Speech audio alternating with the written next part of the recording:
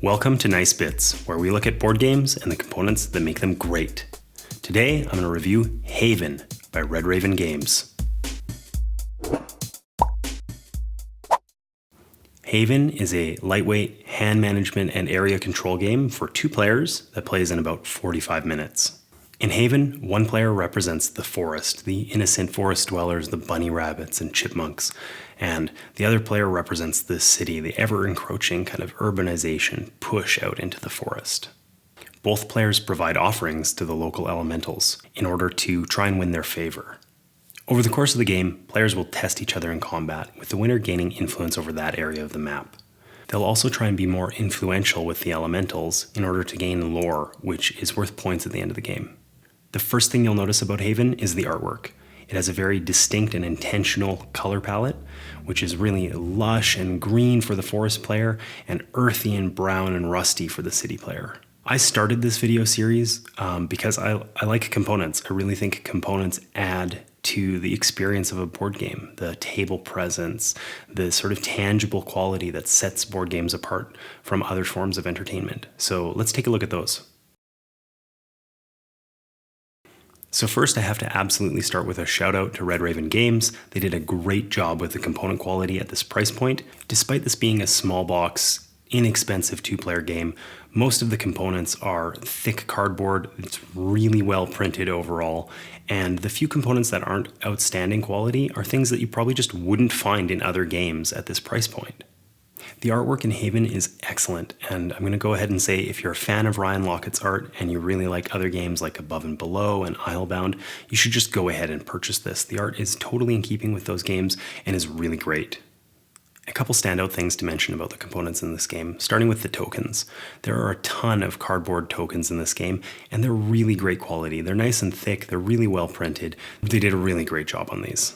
A quick note about the box in this game. It's a little bit bigger than average for a 2-player game. It's not big enough to be a problem, but it's just a little bigger than average, and it actually underscores one of the small problems I have with the components in this game, and that's the cards. The cards in this game are generally excellent. The cardstock's nice, they're really well printed, there's art on all of them, they're easy to read, they have clear iconography. So the cards themselves are great.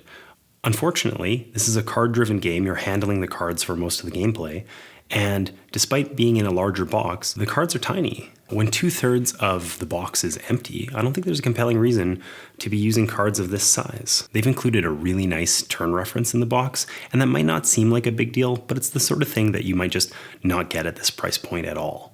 They also just got the turn reference right. It's the right length where it has enough detail for you to play the game without being so long as to be hard to use. There's a few small wooden bits included, leaves for the forest player and cogs for the city player. I think these really show the attention to detail here and how really every component that's in this box just continues to push that theme and that artwork. Overall, I think Haven is a really good and interesting game. This feels like a really tight, tactical area control game. A lot of the decision space in this game revolves around where you want to push your luck. Each turn you draw 2 cards, but you draw them from 3 different decks. So obviously you can't get all of them on every turn. If you choose to draw offering cards, you have a lot of influence over which elemental gets resolved, but you may not have seekers, which you need in order to actually win with that elemental. And if you get a ton of seekers, then you might not have lore power cards, which are powerful once per game abilities that are really useful sort of situationally.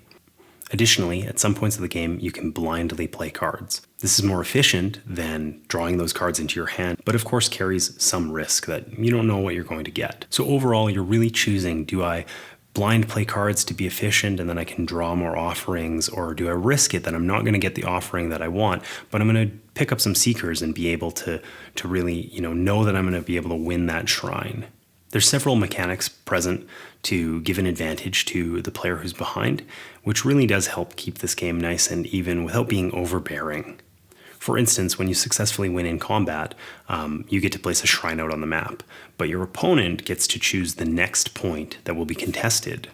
So while you gain influence on the map, your opponent gets to either deny you gaining further influence in an important area, or gets to potentially try and manipulate the map so that they can gain influence where they'd like to.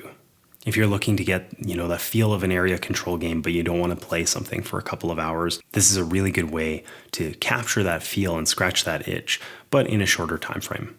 That's not to say that there aren't problems, though. If you're looking for a deep strategy game, this really isn't it. Most of the decisions are going to be tactical in nature. You really need a longer play time to get something with a really deep strategic arc to it. Unfortunately, I would say the game's greatest strength is also its greatest weakness. They've done a great job with the art, and it's really evocative and really speaks of this, this dense forest that's being overrun by the encroaching city. Unfortunately, that just doesn't hold up in the gameplay at all. I was really looking forward to this game where one of us would be the forest player, and they're these, cute chipmunks and rabbits, and they're already sort of entrenched and defending the forest, while the other player is sort of anchored at the edge of the board and is the city and is pushing outward, ever pushing, trying to take over the forest.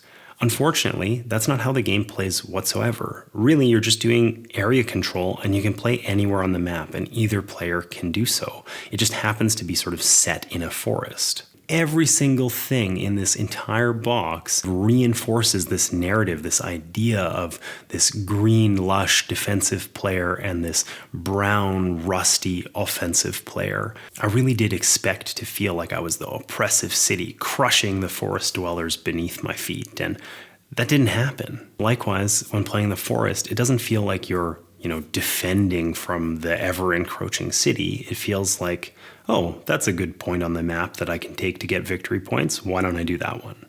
I think the single best thing that could happen to Haven would be a follow-up game in the same setting. Maybe something a little longer where they can explore and integrate the mechanics more closely into the artwork and narrative. One other minor criticism is that on the box it alludes to variable player powers, and really, that's not as true as they make it sound. Each player has about 40 cards, and 3 of those cards are unique, and you may not see them in a given game. So, final thoughts. This is one of my first review videos, and I'm still trying to figure this out, but I know I want to keep recommendations simple. I think a simple yes or no with some justification as to why. If you're looking for a deep strategic experience, you're going to need to find a longer game. If you're really expecting tightly integrated mechanics or unique player powers, this probably isn't for you either. The component quality is excellent. The artwork is amazing and well executed and so evocative. It really does look like this lush forest setting that they've described. There's also a good game under that skin. It's got good tactical choices, good hand management opportunities, and it's easy to play and easy to teach. I would definitely recommend Haven. Hopefully this review helps you decide whether Haven's right for you. I'd also love to hear your comments about the artwork. I'm absolutely enthralled by the artwork in this game, and I'd love to know if that's just me or if others feel the same way, so let me know.